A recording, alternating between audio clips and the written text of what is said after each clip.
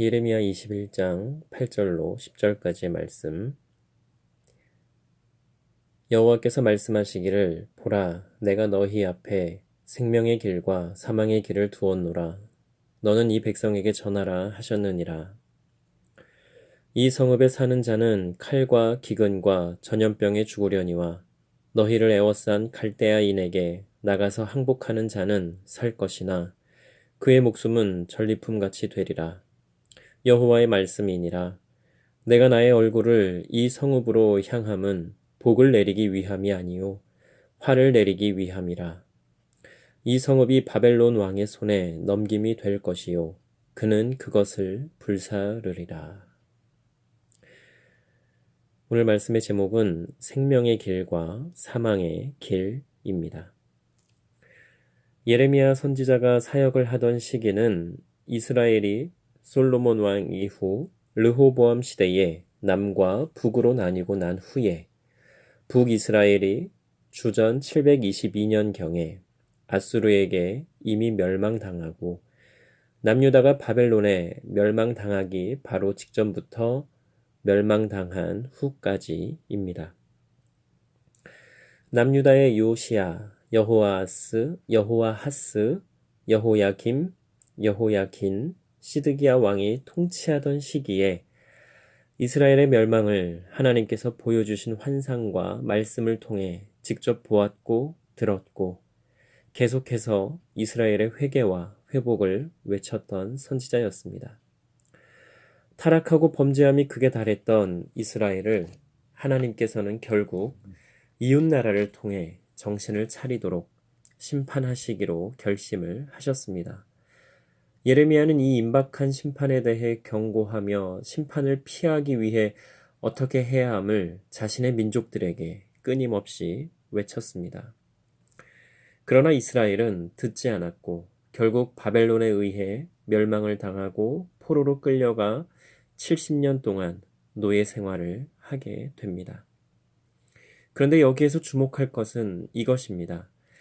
예레미야가 이스라엘 백성들에게 우리가 살려면, 하나님의 심판을 피하려면, 바벨론에게 멸망을 당하지 않으려면 애굽을 의지할 것이 아니라 바벨론에게 항복해야 하고 하나님께 진심으로 회개해야 한다고 선포한 것입니다.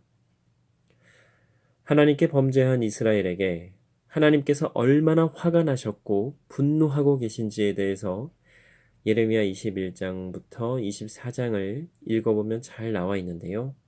조금 길지만 시간을 내서 한번 읽어보시면 좋겠습니다. 하나님께 회개했더라면, 하나님 앞에 자신들의 죄와 잘못에 대해 자복했더라면, 범죄한 것과 잘못에 대해 스스로 인정하고 용서를 구했더라면, 자비와 은혜의 하나님께서 용서를 안 해주셨을까요? 진실되고 참된 회개가 있었다면 하나님께서는 분명히 용서해 주셨을 것입니다. 지금의 우리가 그렇지 않습니까? 매일매일의 삶을 되돌아보며 혹시라도 잘못한 것에 대해, 범죄한 것에 대해 회개하지 않습니까? 나는 특별히 잘못한 것이 없는데요 라고 생각할 수도 있습니다. 왜 아니겠습니까? 제가 말씀드리는 것은 겉으로 드러난 것 외에도 속으로 하나님의 말씀대로 하지 않은 모든 것을 말씀드리는 것입니다.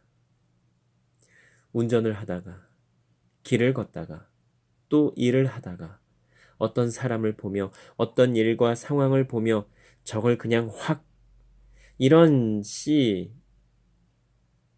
속으로 했던 모든 생각과 모든 말들은 어떻습니까?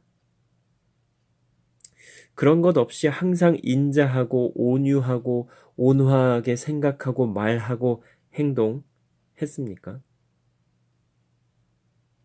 판단도 심판도 전혀 하지 않고요. 하나님께서 원하시는 것은 우리가 하나님께서 원하시는 대로, 하나님께서 말씀하시는 하시는 대로 사는 것입니다. 다른 것 없습니다. 그런데 이스라엘 백성들 중에는 여전히 하나님의 말씀을 듣지 않고 예레미야 선지자를 업신여기며 자신들이 이제까지 살아온 그대로 살겠다고 하며 애굽으로 간 사람들이 있습니다. 그리고 예레미야 42장 이하를 읽어보면 하나님께서 끝까지 하나님 말씀에 순종하지 않은 것에 대해 어떻게 하시는지가 잘 나와 있습니다. 예레미야 44장 23절 말씀 읽어드리겠습니다. 여호와의 목소리를 순종하지 아니하고 여호와의 율법과 법규와 여러 증거대로 행하지 아니하였으므로 이 재난이 오늘과 같이 너희에게 일어났느니라. 물론 하나님께서는 이스라엘의 심판과 함께 회복 또한 말씀하셨고 약속하셨습니다.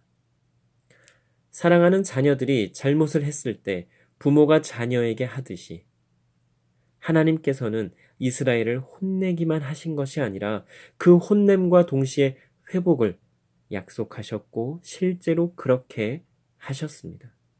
그것이 70년 동안 바벨론의 포로 생활을 하는 것이고 70년이 지나면 다시 이스라엘로 돌아오게 되는 것입니다. 이스라엘이 하나님께 이렇게 혼이 나게 된 이유가 무엇 때문입니까? 하나님의 말씀에 순종하지 않고 하나님께서 주신 율법과 법규를 무시하고 자신들이 좋은 대로 이방신을 섬기고 하나님의 말씀을 듣지 않은 결과입니다. 사울 왕이 사람도 동물도 모두 멸절하라고 하신 하나님의 말씀에 순종하지 않고 아말렉과의 전쟁에서 아말렉 왕도 살리고 보기에 좋아 보이는 양과 염소들도 데리고 돌아왔을 때 사무엘 선지자가 사울 왕에게 무엇라 말합니까? 사무엘상 15장 22절로 23절까지의 말씀입니다. 여호와께서 번제와 다른 제사를 그의 목소리를 청종하는 것을 좋아하심같이 좋아하시겠나이까? 순종이 제사보다 낫고 듣는 것이 순양의 기름보다 나으니 이는 거역하는 것은 점치는 죄와 같고 완고한 것은 사신 우상에게 절하는 죄와 같음이라. 왕이 여호와의 말씀을 버렸으므로 여호와께서도 왕을 버려 왕이 되지 못하게 하셨나이다. 하나님께서 하신 말씀을 사무엘 선지자는 사울 왕에게 전하게 됩니다. 하나님의 말씀을 버린 사람을 하나님께서도 버리신다고 우리는 말씀을 통해 분명히 보게 됩니다.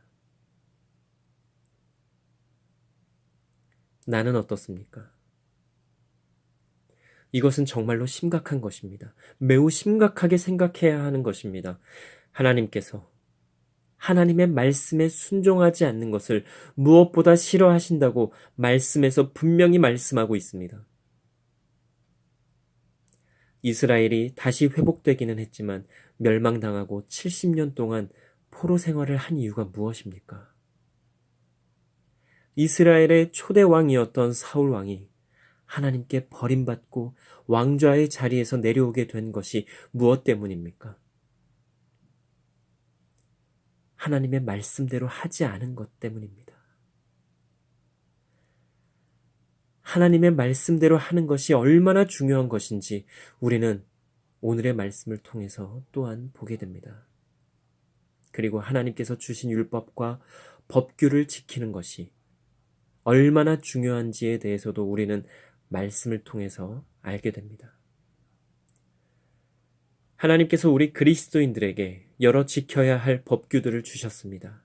그 중에 첫 번째가 하나님 외에 다른 신들을 섬기지 말라고 말씀하신 것입니다. 혹시 물질이, 자녀가, 권력이, 명예가, 학력이 그 외에 다른 어떤 것이 하나님보다 우선시되는 삶을 살고 있지는 않습니까? 나의 유익과 만족이 하나님보다 우선시되는 삶을 살고 있지는 않습니까? 혹시라도 그렇다면 하나님 외에 다른 신들을 섬기는 것과 같은 죄를 짓고 있는 것입니다. 하나님보다 더 우선시 되는 것이 있다면 그것이 무엇이든 우상이고 하나님이 아닌 다른 신들을 섬기는 것과 같은 것입니다. 우리는 이것을 바르게 알아야겠습니다.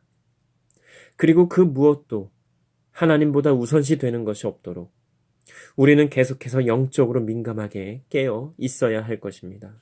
그렇지 않으면 나도 모르는 사이에 하나님이 아닌 다른 것들을 우선시하고 있는 나를 발견하게 될 것입니다. 예레미야 선지자를 눈물의 선지자라고 부릅니다. 왜 그럴까요? 이스라엘이 회복되려면 70년간 포로 생활하는 것 외에는 방법이 없음을 알았기 때문입니다. 이스라엘이 그렇게 되기 전에 정신 차리고 회개하며 하나님 앞으로 돌아왔으면 좋겠는데 자신의 힘으로는 그것이 불가능함을 알았기에 그리고 자신이 아무리 부르짖어도 이스라엘은 듣지 않을 것을 알았기에 예레미야 선지자는 너무나 슬프고 너무나 아팠던 것입니다. 하나님을 사랑하며 자기 민족을 사랑했기 때문에 말입니다. 지금 우리나라는 어떻습니까? 지금 우리나라의 교회들은 어떻습니까? 지금 우리나라의 그리스도인들은 어떻습니까? 지금 우리나라의 목회자들은 어떻습니까? 지금 나는 어떻습니까? 생명의 길로 가고 있습니까? 사망의 길로 가고 있습니까? 기도 드리시겠습니다.